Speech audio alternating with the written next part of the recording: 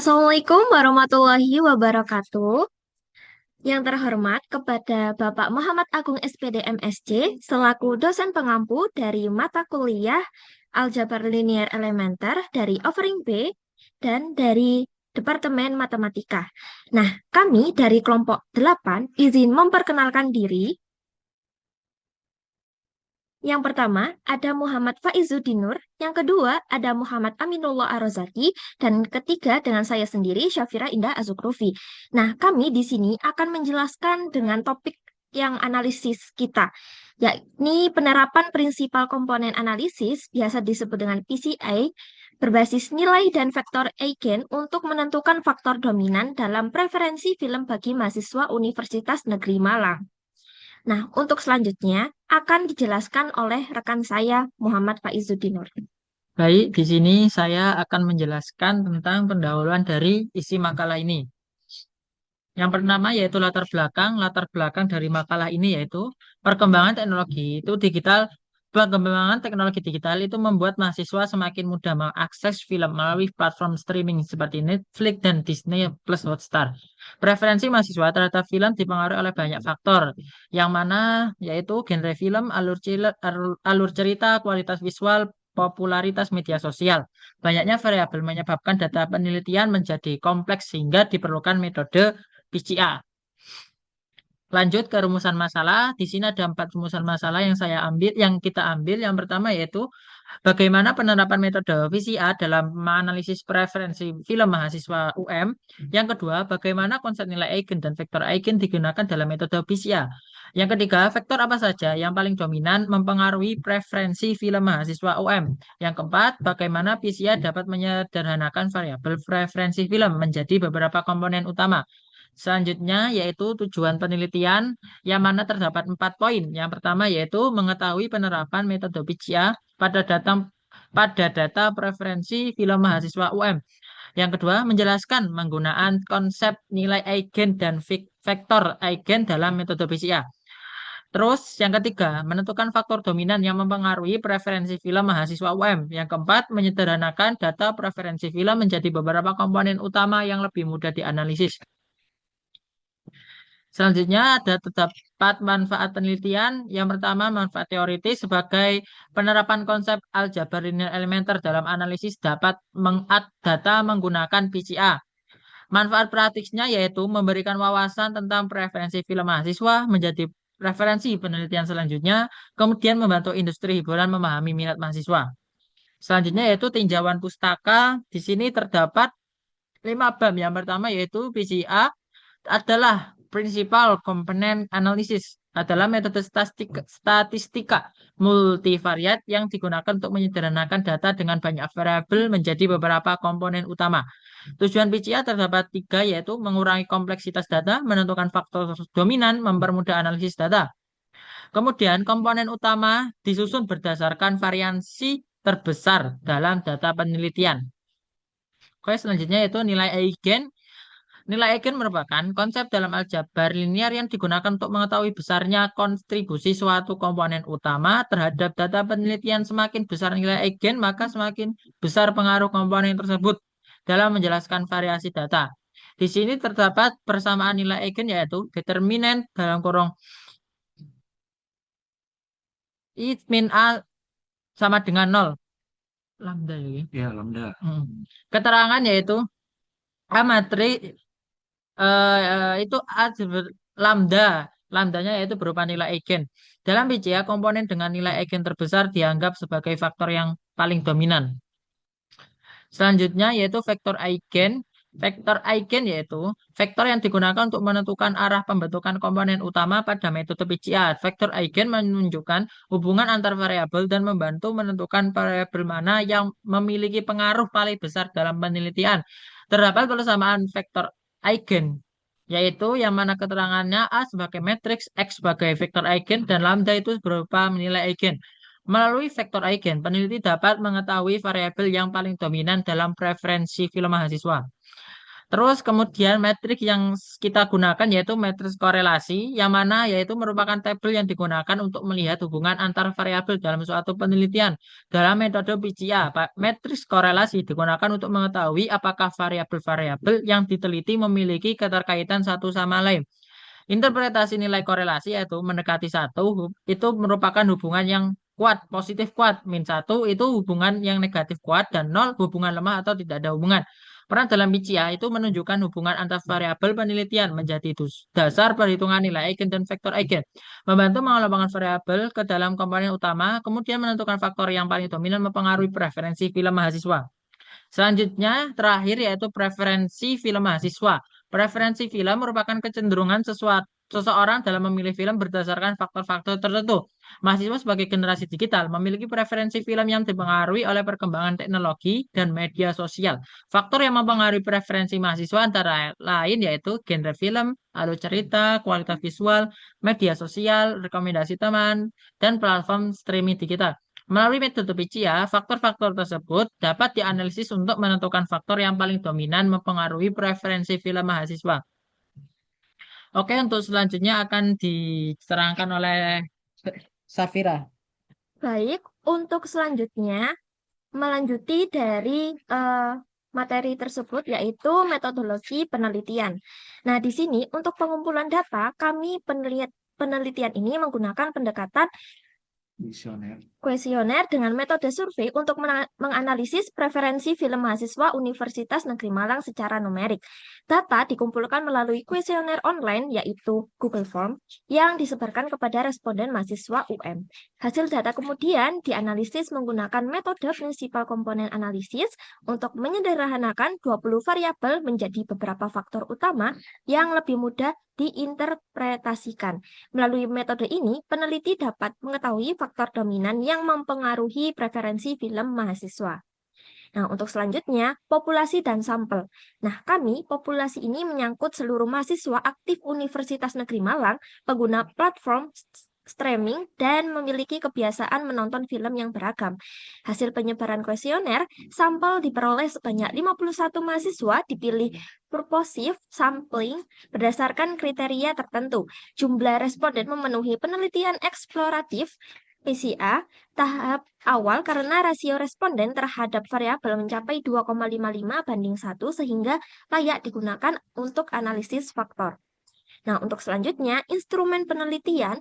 Di sini, instrumen penelitian berupa kuesioner terstruktur yang terdiri dari 20 pernyataan yang mengacu pada aspek-aspek preferensi film mahasiswa Universitas Negeri Malang. Nah, berikut adalah tautan yang dapat diakses oleh responden untuk mengisi kuesioner. Dalam proses pengisian, responden memberikan penilaian terhadap setiap pernyataan dengan menggunakan skala Likert dari 1 sampai 5. Nah, untuk petunjuk pengisiannya, beri tanda bintang pada kolom yang sesuai dengan tingkat persetujuan, dan untuk skala penilainya ada 5. Tergantung dari nomor 1 sangat tidak setuju hingga angka 5 sangat setuju. Berikutnya, ada prosedur untuk analisis data. Yang pertama, langkah pertama, persiapan data atau preprocessing. Nah, yang pertama itu ada pembersihan data atau data cleaning yang biasanya untuk mentahan data.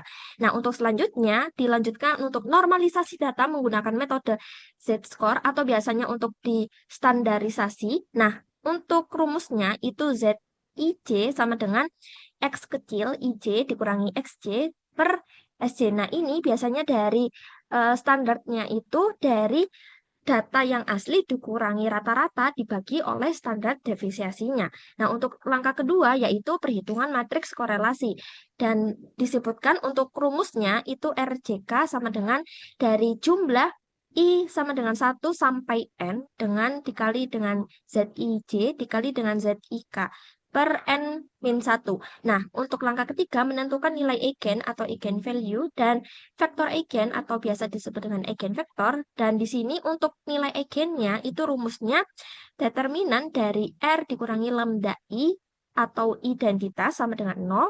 Dan untuk vektor eigennya yaitu R-nya RV sama dengan lambda V. Nah, untuk selanjutnya, langkah keempat menentukan proporsi varian setiap komponen utama atau biasa disebut dengan PC. Nah, di sini untuk rumusnya variansi sama dengan dari lambda I dibagi oleh jumlah dari J sama dengan 1 sampai P untuk lambda J dikali 100%. Dan untuk langkah terakhir yaitu interpretasi faktor atau faktor loading. Nah, di sini untuk rumusnya loading GI sama dengan VGI dikali oleh akar dari lambda I. Nah, untuk berikutnya, analisis dan pembahasan akan dijelaskan oleh rekan berikutnya, yaitu Aminullah. Oke, baik. Saya akan menjelaskan mengenai analisis dari metode WCA ini. Nah, yang pertama, data processing. Nah, pada langkah pertama, data processing, dari kuesioner yang dijawab oleh 51 responden, hanya diambil jawaban dari 20 pertanyaan yang akan dianalisis. Langkah yang pertama ini merupakan data cleaning, di mana hanya diambil data-data yang akan dianalisis atau diolah, yaitu jawaban dari 20 pertanyaan yang akan diolah. Selanjutnya, hasil kuesioner berisikan identitas responden tidak dimasukkan ke dalam data yang akan diolah. Jadi, itu sudah termasuk dalam proses cleansing. Nah, data yang sudah diambil berbentuk matriks berukuran 51 kali 20. Jadi ada 51 ini responden, 51 responden ini dibentuk sebagai baris, kemudian 20 pertanyaan ini membentuk kolom. Jadi membentuk matriks berukuran 51 kali 20. Data ini disebut sebagai data pre-processing karena akan diolah. Langkah selanjutnya adalah standarisasi atau penormalan atau bahasa lainnya pembakuan juga, yang dimana pada langkah ini menggunakan metode Z-score. Jadi, data processing memiliki variasi jawaban yang berbeda-beda pada setiap pertanyaannya. Data ini perlu distandarisasi agar variasi seluruh pertanyaan sama dan tidak ada pertanyaan yang mendominasi hasil pengelolaan. Pada data processing ini, agar distandarisasi membutuhkan mean dan maaf, mean dan standar deviasi dari setiap kolom masing-masing. Untuk pengolahannya, data pre-processing ini diubah menjadi data metode Z-score menjadi seperti ini, di mana prosesnya adalah data ke IJ dikurangi mean dari kolomnya, kemudian dibagi dengan standar deviasi dari kolomnya. Kemudian, rumus ini diterapkan kepada seluruh kolom, sehingga menghasilkan data metode Z-score. Nah, data yang sudah distandarisasi ini kemudian diolah menjadi matriks korelasi. Nah, data matriks korelasi ini menggunakan data dari matriks yang sudah distandarisasi. Mengapa kami menggunakan matriks korelasi dan bukan matriks covariance? Matriks korelasi digunakan karena jawaban dari setiap pertanyaan menggunakan skala Likert dari 1 sampai 5. Penggunaan matriks korelasi ini merupakan lanjutan dari metode Z-score yang menyamakan variasi jawaban. Sehingga hasil pengolahannya atau hasil dari nilai eigen tidak bias atau tidak terpengaruh oleh variansi jawaban. Nah, tujuan dari matriks korelasi ini, seperti yang sudah saya sebutkan, agar nilai dari eigen tadi tidak terpengaruh oleh variasi dari jawaban tiap pertanyaan yang sangat beragam, di mana variasinya kan sangat beragam, ada yang besar, ada yang kecil. Nah, karena sifat dari nilai eigen itu sendiri tertarik pada nilai yang lebih besar, maka digunakan matriks korelasi agar eh, bobot dari setiap pertanyaan itu sama.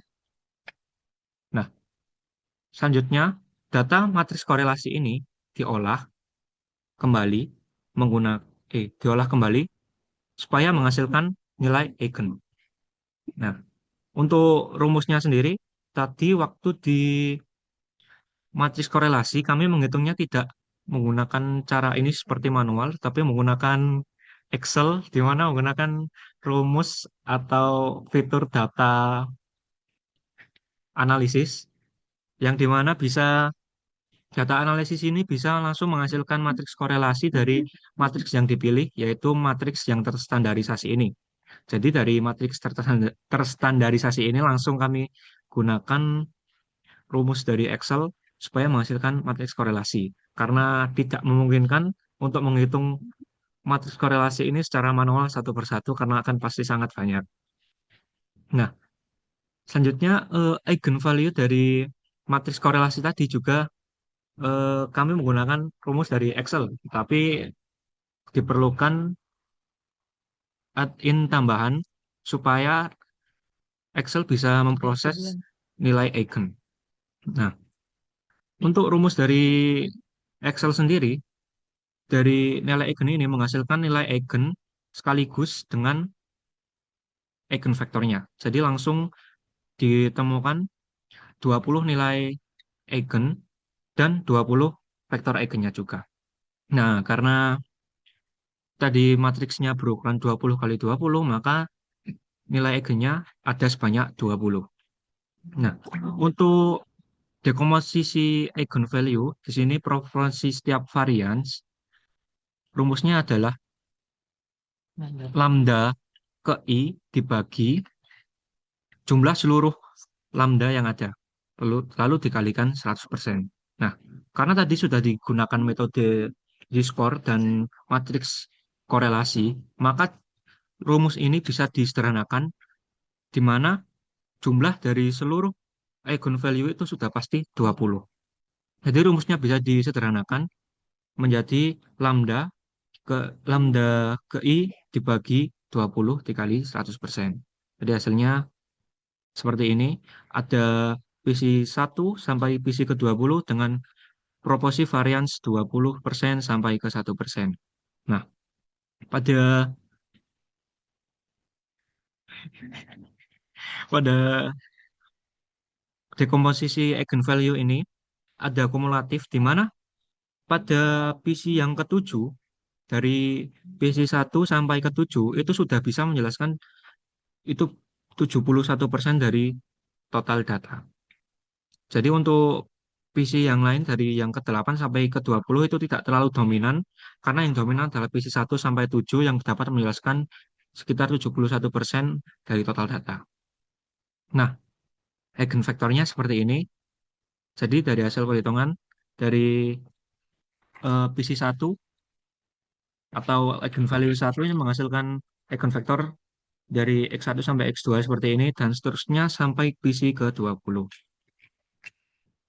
Nah, dari nilai eigen dan eigenvektor diolah supaya mendapatkan data faktor loading. Dengan rumus loading faktornya adalah vektor eigen dikali dengan akar dari nilai eigennya. Nah, jadi di sini ada vektor eigen dari PC1 itu dikalikan dengan akar dari nilai eigen yang ke-1 diterapkan dari sel paling pojok kiri atas ini sampai ke kanan bawah ini dengan nilai eigennya masing-masing dan tentunya dengan nilai vektor eigennya masing-masing menghasilkan data seperti ini. Kemudian dari data-data ini dicari nilai loading absolut tertinggi pada setiap variabel. Jadi di sini ada variabel X1 yang merupakan pertanyaan ke-1 memiliki nilai absolut tertinggi di PC2 yaitu negatif 0,7 sekian. Variabel 2 ada pada PC4, variabel 3 ada pada PC7, dan seterusnya hingga variabel ke-20. Nah, dari data loading faktor tadi, dibentuk tabel dan dikelompokkan atau diorganisir supaya membentuk data hasil akhir dari PCI, di mana faktor E- faktor PC yang pertama atau nilai eigen yang pertama itu memiliki pengaruh paling besar karena Di sini dia mempengaruhi total sebanyak 8 variabel, yaitu X6, X7, X8, dan seterusnya. Dengan nilai loading masing-masingnya ada di ini, tadi diambil dari tabel nilai loading. Lalu ada PC2 yang mempengaruhi variabel X1, X17, dan seterusnya dengan PC-PC yang lain hingga ke 20 variabel dapat dipengaruhi oleh suatu nilai. Selanjutnya pembahasan yang akan dibahas oleh Safira. Nah, untuk selanjutnya, kita memasuki untuk pembahasan. Yang pertama, penerapan metode PCA dalam menganalisis preferensi film mahasiswa UM. Nah, di sini untuk pertama, data hasil kuesioner dari 51 responden dengan 20 variabel preferensi film dari X1 hingga X20 dikumpulkan dan dipreprocessing. Pada tahap preprocessing, data dibersihkan dari nilai yang hilang atau missing value dengan mengganti nilai tersebut menggunakan nilai rata-rata atau mean dari variabel bersangkutan. Selanjutnya, data distandarisasi menggunakan metode Z-score dari tabel 3 yang telah dicuplikan sehingga seluruh variabel memiliki rata-rata 0 dan standar deviasinya itu 1. Dari data terstandarisasi tersebut dihitung matriks korelasi dari tabel 4. Matriks korelasi menunjukkan hubungan linier antar 20 variabel. Nah, dari matriks korelasi dilakukan dekomposisi eigen untuk memperoleh nilai eigen dan vektor eigen. Berdasarkan nilai eigen dihitung proporsi varians setiap komponen utama dan lanjut menghitung faktor loading untuk menginterpretasikan makna setiap komponen utama. Nah, untuk selanjutnya, penggunaan konsep nilai eigen dan faktor eigen dalam metode PCA. Berdasarkan hasil perhitungan pada tabel 5, matriks korelasi berukuran 20 kali 20 menghasilkan 20 nilai eigen. Nilai eigen digunakan untuk menunjukkan besarnya kontribusi setiap komponen utama terhadap keragaman total data. Semakin besar nilai eigen suatu komponen, semakin besar pula proporsi varians yang dapat dijelaskan oleh komponen tersebut. Kemudian, vektor eigen pada tabel 6 digunakan untuk menentukan arah pembentukan komponen utama serta menunjukkan bobot kontribusi setiap variabel asli terhadap masing-masing komponen utama. Nah, untuk koefisien dalam vektor eigen, setelah dikalikan dengan akar nilai eigen, menghasilkan faktor loading pada tabel 7 yang langsung diinterpretasikan. Dengan demikian, nilai eigen dan vektor eigen bekerja secara sinergis. Dan untuk selanjutnya, nah, kami menyimpulkan bahwasannya faktor dominan yang mempengaruhi preferensi film mahasiswa UM yang telah dijelaskan oleh rekan saya, yaitu Aminullah Arozaki. Nah, untuk yang PC pertama, PC1 itu dengan nilai eigen sekian dengan variansi 20%. Nah, variabel yang meliputi yaitu X6, X7, 8, 9, 10, 13, 14, 18. Dan itu menginterpretasikan dengan sangat dominan. Nah, untuk yang PC kedua hingga ke PC7 mengikuti dengan dari variansi 20%, 10%, 9%, hingga 6%. Dan itu sangat diinterpretasikan dari yang sangat dominan hingga yang sangat lemah. Nah, yang sangat lemah sendiri ini berada di PC 6 dan yang sangat dominan itu berada di PC yang pertama. Nah, untuk berikutnya, PCA dalam menyederhanakan variabel preferensi film untuk komponen utama. Nah, berdasarkan hasil analisis kami, PCA berhasil mereduksi 20 variabel awal menjadi 7 komponen utama dari PC1 hingga PC7 yang memenuhi kriteria nilai eigen yang lebih dari 1. Ketujuh komponen ini secara kumulatif menjelaskan 71% dari total variansi data, atau dari tabel yang 5 tadi, kumulatif PC1 sama dengan 71%. Artinya, informasi yang terkandung dalam 20 variabel asli dapat diwakili oleh hanya 7 faktor baru tanpa kehilangan sebagian besar informasi penting. Hanya 29% informasi yang tidak terjelaskan yang di bawahnya 1. Hal ini sejalan dengan tujuan PCA, yaitu menyederhanakan data yang kompleks menjadi dimensi yang lebih sedikit sehingga lebih mudah dianalisis dan diinterpretasikan.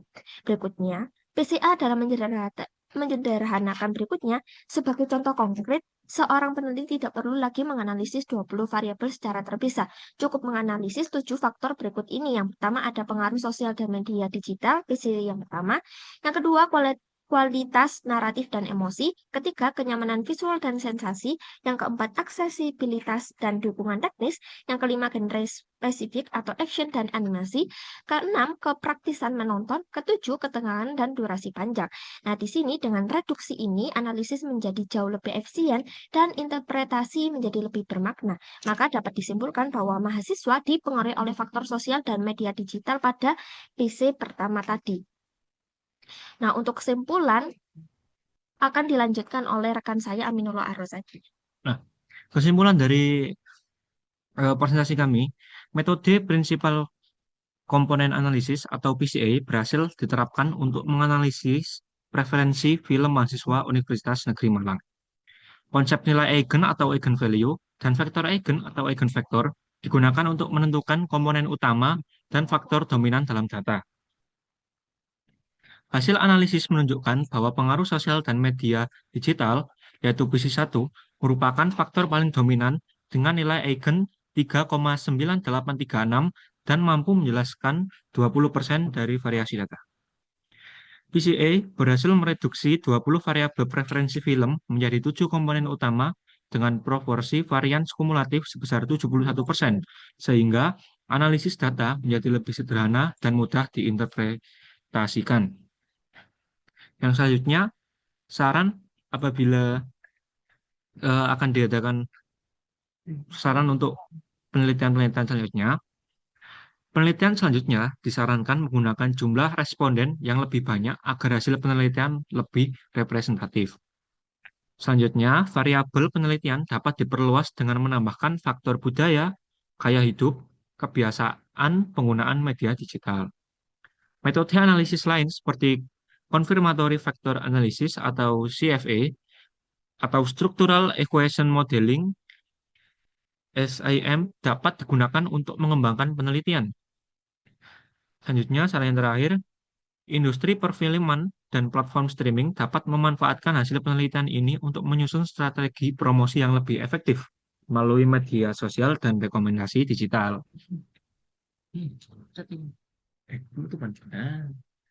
Nah, sekian dari pemaparan hasil proyek tugas kami, yakni dengan analisis preferensi film mahasiswa Universitas Negeri Malang dari kelompok 8. Kami cukupkan dan sekian. Terima kasih untuk perhatian dari Bapak Muhammad Agung dan kami tutup. Wassalamualaikum warahmatullahi wabarakatuh.